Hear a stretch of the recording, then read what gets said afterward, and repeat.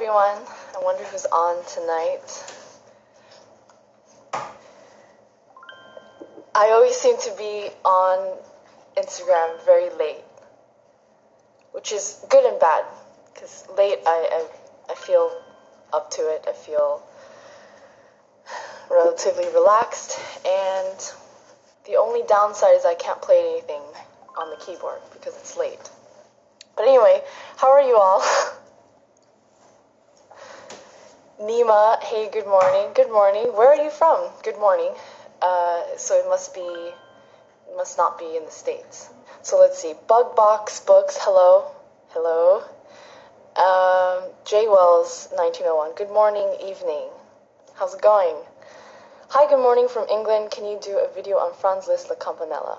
You know, I actually don't play that piece, but I'd be happy to look at it. There are some very unique techniques that Liszt uses in that piece, and obviously, you know, everyone knows La Campanella, and I know the beginning enough to maybe play it for a video.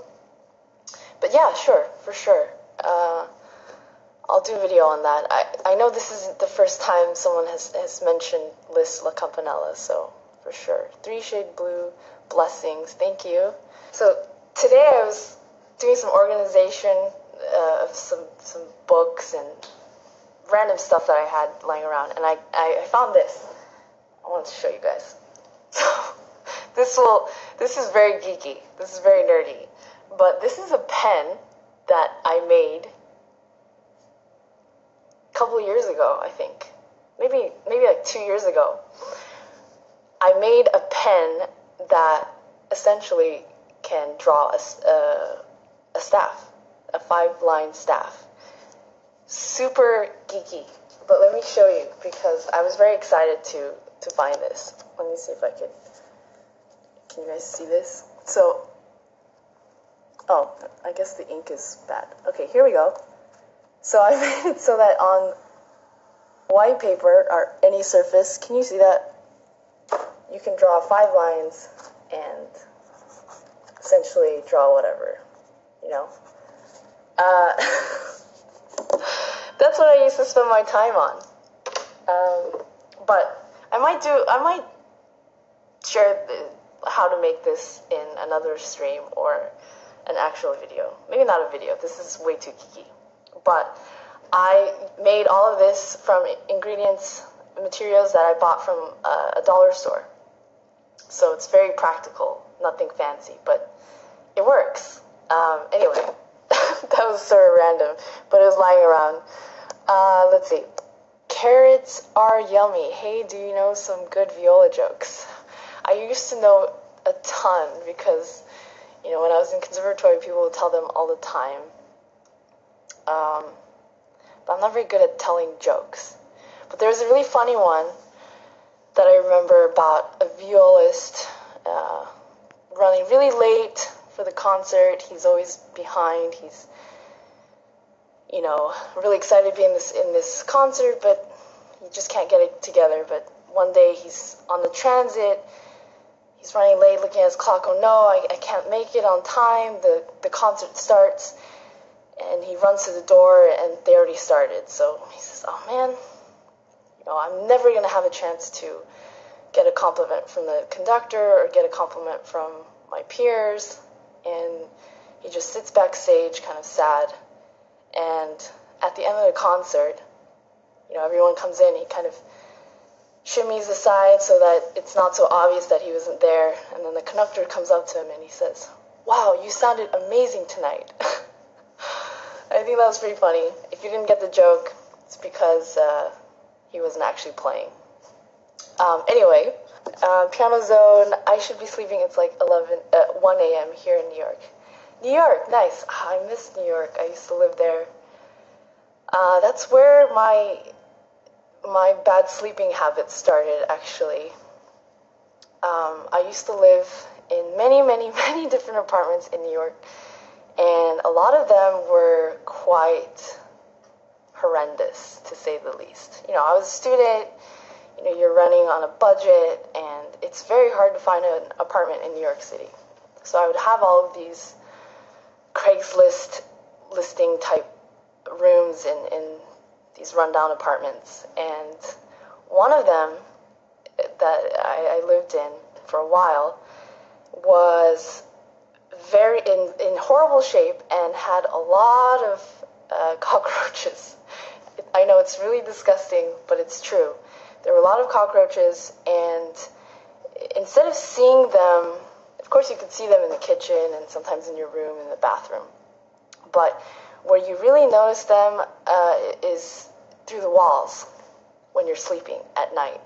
And that really killed my sleeping because, you know, every night I lie down in bed. I know the cockroaches aren't right there, but just the sound of it, I can never erase it from my memory. It was just the most horrible thing, and I would just stay up. And because I'd get so freaked out by it, I would just end up, you know, working on the keyboard or doing something else. But anyway, tangent on cockroaches there.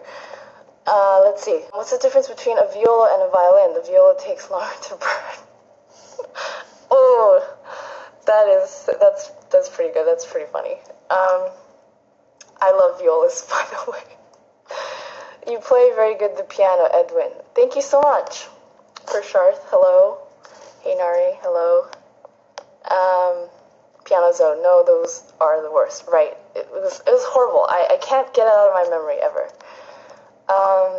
Karatoriami, do you do videos about specific repertoire? I do. I've been doing some specifically on Bach French suites. Sometimes I do a lot of those Chopin etude videos. They're not looking at the etude as a whole, but specific sections, and the exercises that I come up with are really ways that you can practice those parts. But in terms of other holistic videos on a specific piece, I haven't done too much on. But my thing is more of taking standard repertoire and doing something a little creative with it, whether it's an exercise or an improvisation over it, something like that. But I might do some of those in the future. Eric asks, have you played around with fugue writing at all? Only a little bit, in the context of trying to practice that. I've never actually written a full fleshed out fugue, and maybe that's something I'll do in the future, but not yet. Okay, Harold Rodko, hello, how's it going? Give me a subject and I'd give it a try. A good idea is take part of a melody that another composer wrote, or take a fugue subject that Bach wrote or someone else wrote and try to recreate a fugue out of that. Of course, you're living up to a very, very difficult standard there, but that's something I might do. I might try to do that. So let's see. Can you do a video about sorabji, opus, clavicembalisticum? I'm not sure what that is, but I'd happy to find out. Send me a DM if it's an actual piece. How to work on our ear. There's some ear training exercises you could do. When I was in school, we had ear training. We did solfege. We worked on singing intervals, identifying different cadential movements. A lot through singing. We sang Bach chorales. But my opinion with ear training is the more you listen to what you're playing and try to sing that. There are systematic ear training programs. I know Rick Beato is coming up with an ear training program that will, I'm sure, be amazing, because I'm sure you all know his son Dylan is just a genius in terms of hearing. So there's a lot there. Let's see. Can you do an improvisation on Cage for 4 minutes, 33 seconds? That's really good. Maybe. it'll probably involve a little bit of bench adjustment and keyboard wiping. Hero medium, something in Japanese. I wish I knew Japanese. It's one of the languages I'd love to learn someday, but I do not know it yet. Let's see. What's your best advice for jazz improvising on piano? Well, I'm new to jazz, so I'll tell you what a lot of people have been telling me, which is to transcribe a lot of existing recordings and solos by great artists. And you sort of pick up the language that way, and the more you listen, the more you understand the grammar and the language of jazz.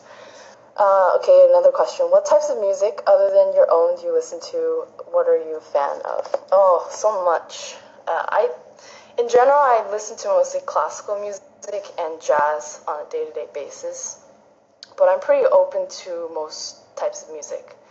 But I'm sure a lot of you that are musicians can relate to this, because we as musicians spend so much time working on music at our instruments or listening to things that we're working on, whether it's stuff we recorded or, the pieces that we're playing.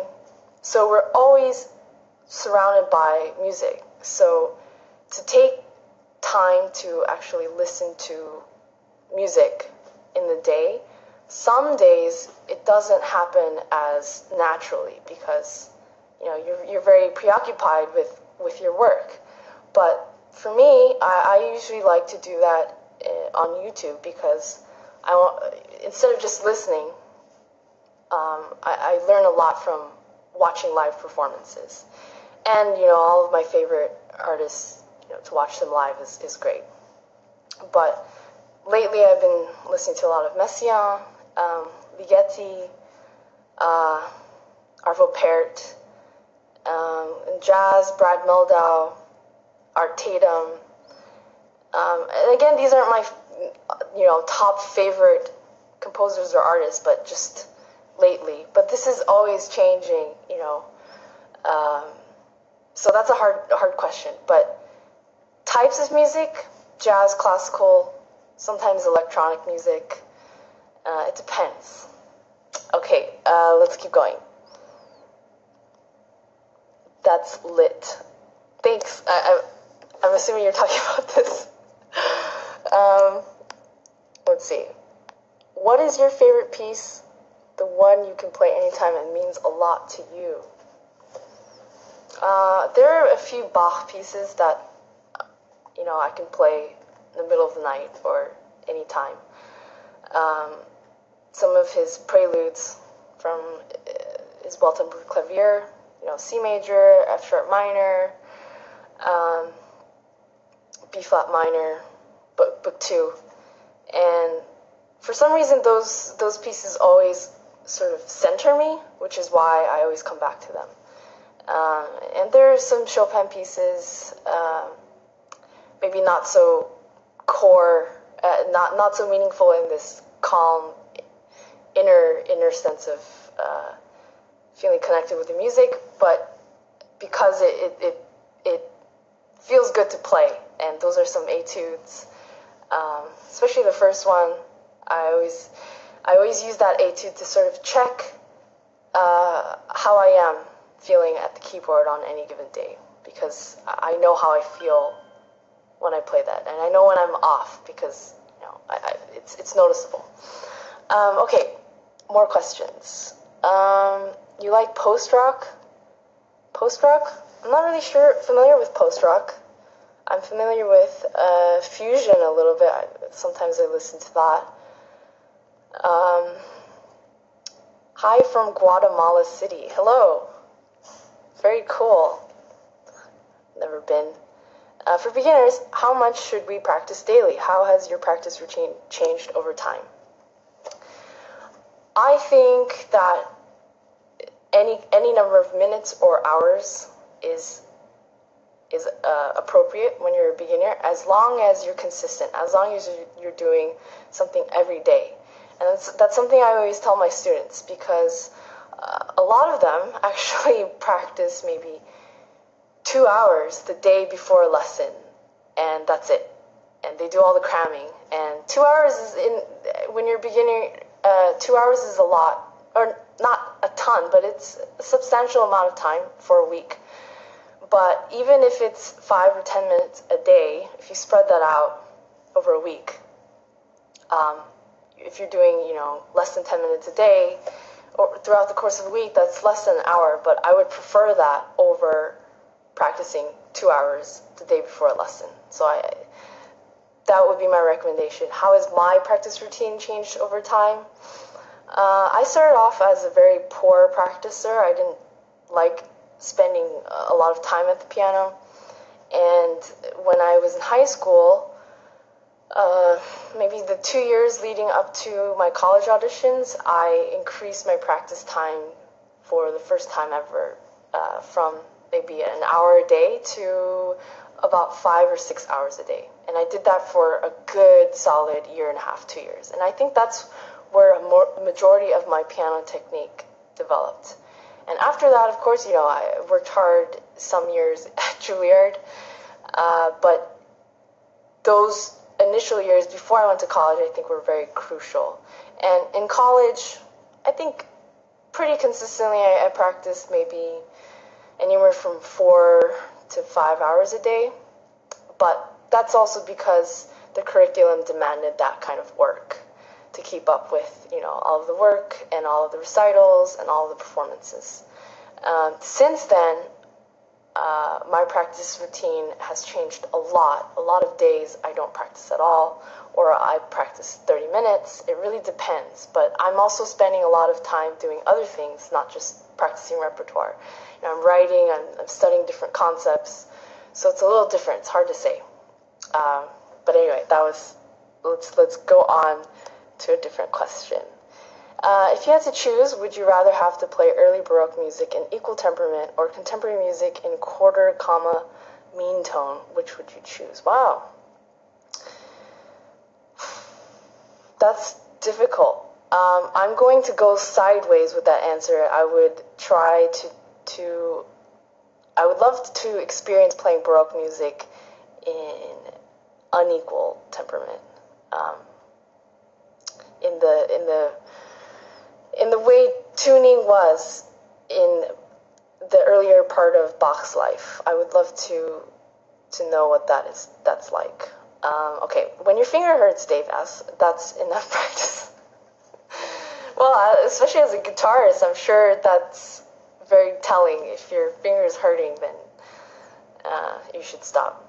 I think you can get to that point with the piano, but a lot of times it's more of the arms and the shoulders. I don't know. Let me ask you guys if you guys have any experience with injuries. I've had my first real experience with an injury recently. I know I mentioned it sometimes on my Instagram post, but I never really talked about it because it was not caused by practicing. So there wasn't that much to say to it. It was just an injury. I mishandled some things when I was moving some heavy objects, and it affected my whole left side. So I was sort of out of commission for a good 2 weeks. But do you guys have any experience with injuries, or do you guys do specific things to prevent injury? Because I know that's a huge topic. It's a huge concern for musicians in general. My thumb has been acting weird lately. Get bouts of mild pain, but rarely while playing. Since that started, I've been stretching before playing and taking 5-minute breaks for every 20 minutes of practice.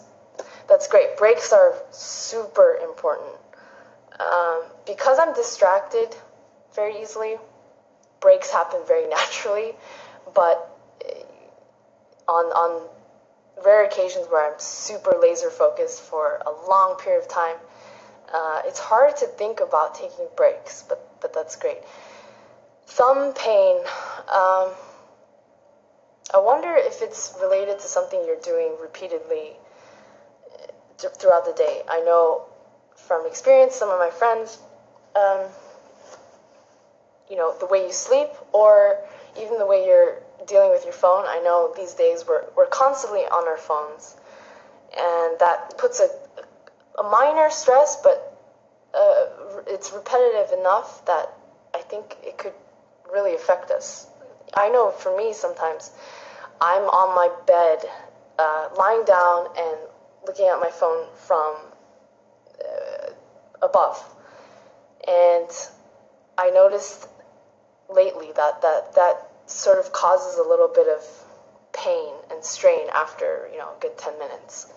Okay, favorite piano brand that is not Steinway, Fazioli, or Bosendorfer? Grotrian. One of the earliest memories I have of being super, super impressed by a piano was a Grotrian piano. It was a concert grand Grotrian, beautiful instrument. I just remember thinking, I want to just keep playing this piano all day, every day. It had this warm touch, a huge sound, but it was very rounded. I haven't seen a Grotrian since then, actually. Also, are you drinking water from an old jar of pasta sauce?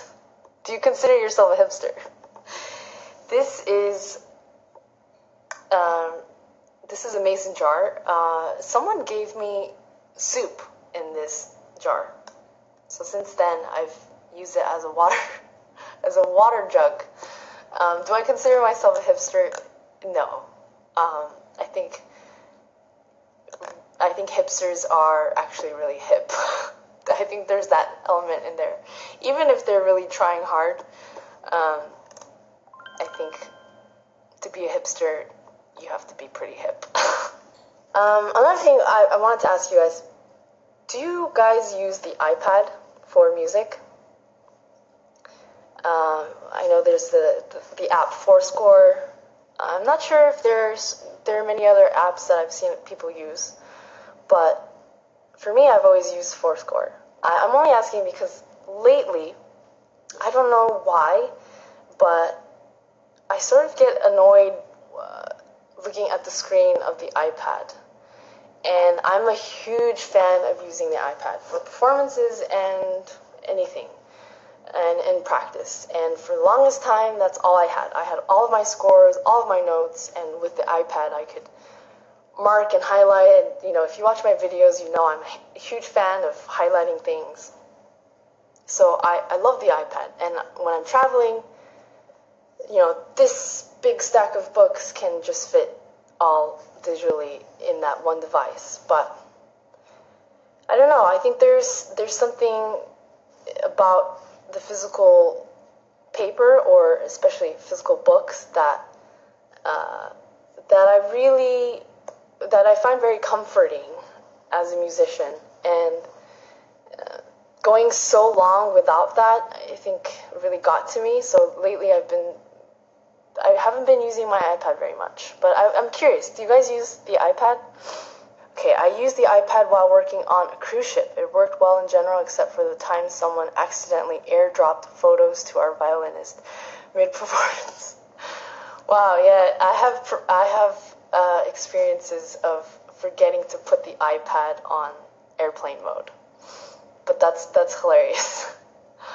I received a call once, and it was because I was in a building with Wi-Fi and I was connected, and my friend called, FaceTimed me, but thankfully it was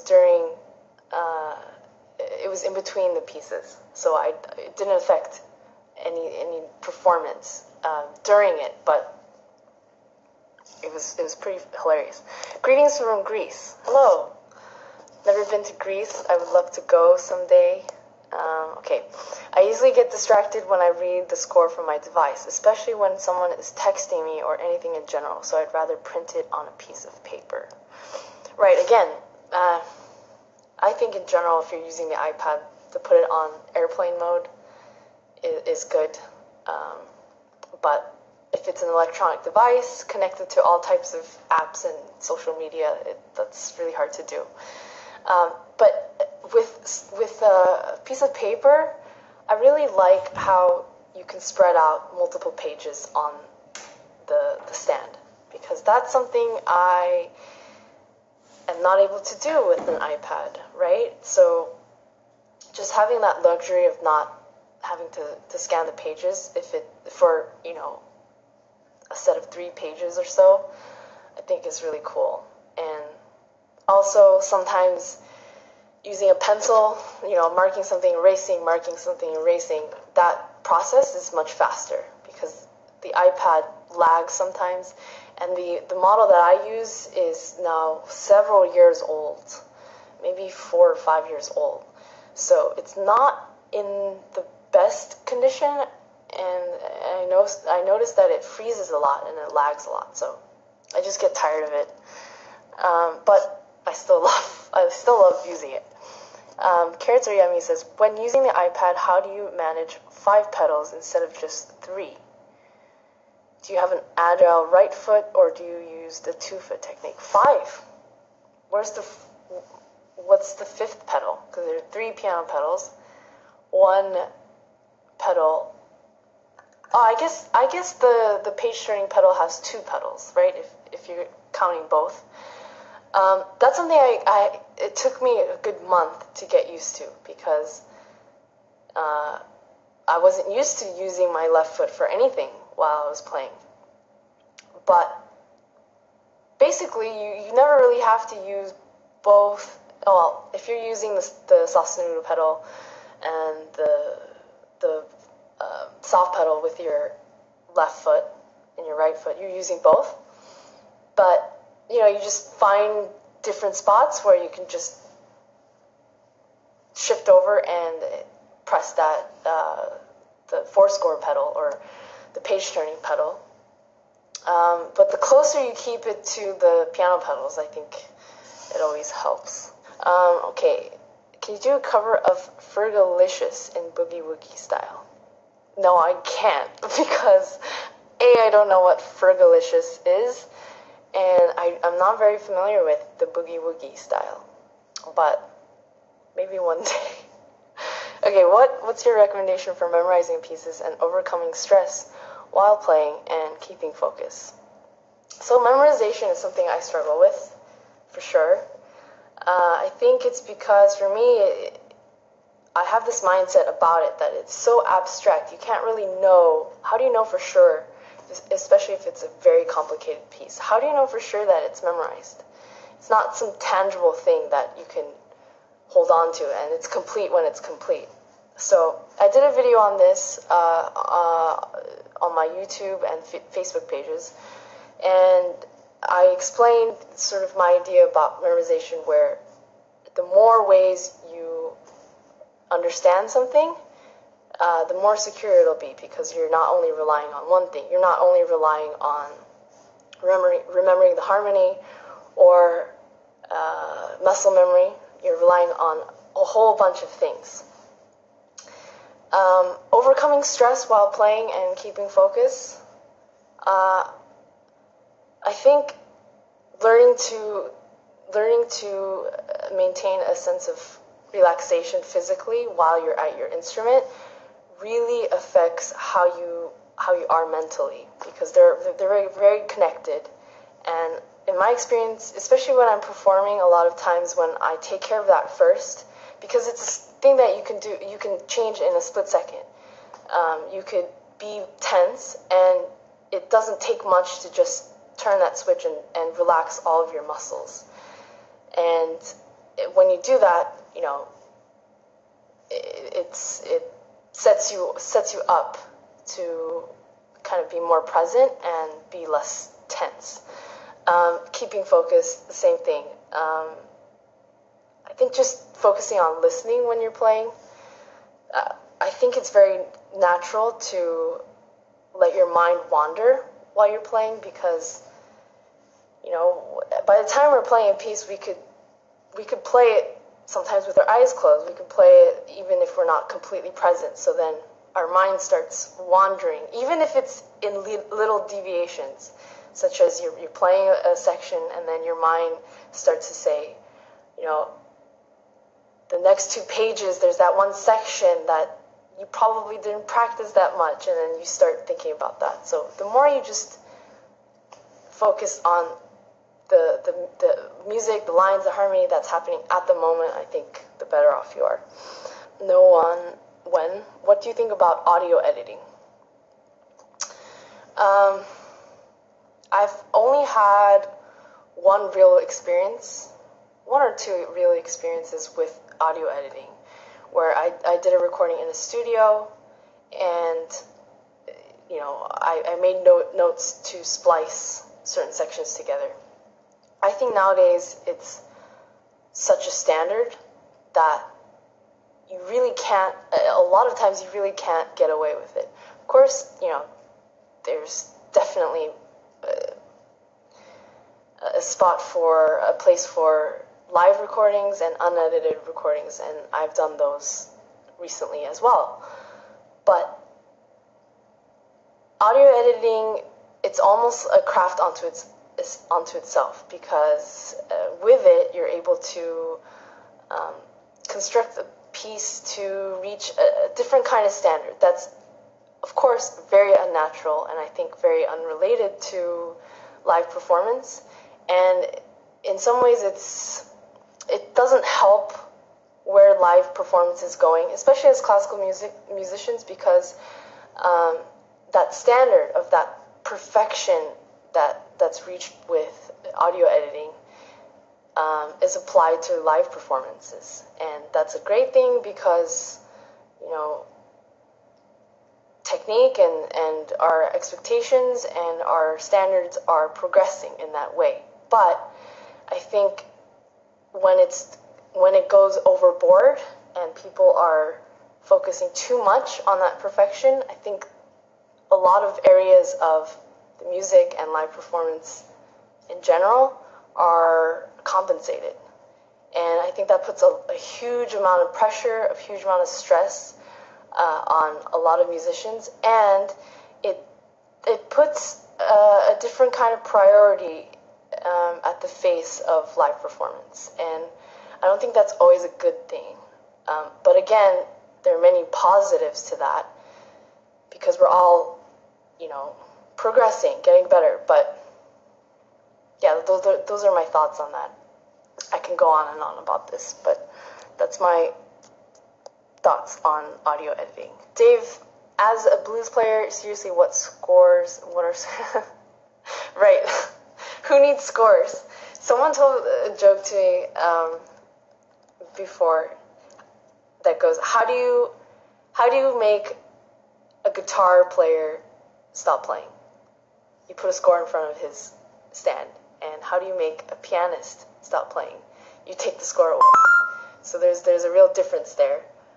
But as classical musicians in general, I think that pianist part of the joke really applies, because we're so attached to scores. And even though I've been exploring different genres, I'm still like that. I've really been primed that way. Ray asks, can you play the organ?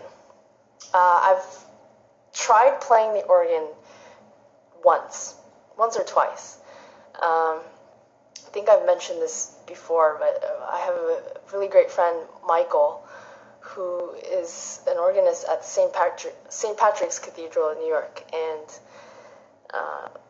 he let me play the organ at one of the cathedrals that he used to work at, and I got a chance to try it, but using the feet is very difficult. What is the most important to you between melody, rhythm, harmony? I mean, in the top of priority. I think they're all equally important. One thing that one of my teachers that I studied with in Paris a couple years ago told me that really stuck with me is that music is not one-dimensional or two-dimensional. It's three-dimensional, and you really need melody, harmony, rhythm. And if you imagine a cube, whichever way you want to sign it, you really need all three dimensions, and those are the three parts that go into it. So I really think that they're all equally important. I'm sure some people might disagree. It depends on what genre you're dealing with. Maybe if you're a songwriter, maybe you'll say melody, and if you're not dealing with tonal instruments, pitched instruments, obviously you'll say something different like rhythm. But in music in general, that's how I feel. It's 1:46 here. I'm getting kind of tired, but before I sleep, I do want to finish something. I'm working on finishing some music that I'm writing, and that's something that is kind of difficult for me because all my life so far as a pianist, I've always written, but I've always written in sort of a partial way. I would start writing things or melodies, or I would write down different chords that I liked, and they wouldn't lead into anything. I wouldn't write a piece out of it, and it would just remain in a fragmented way. So I'm not really practiced in finishing something that I'm writing, so I'm working on that. Hopefully I can get some more work done. I know it's super late, but I tend to be the most productive from, 12 a.m. to around 3 a.m. And it's a habit that I would love to break someday, but it's difficult. Okay, can you finish the live in music? Maybe one of your compositions in process. I would love to. I promise I'll go on live the next time at a more reasonable hour. I just can't play music right now because it's 2 a.m. and I have housemates that would not appreciate me playing piano right now. But I promise, if it's not the next time, sometime soon, I'll do a live that's not in the middle of the night here. Okay, it's getting pretty late.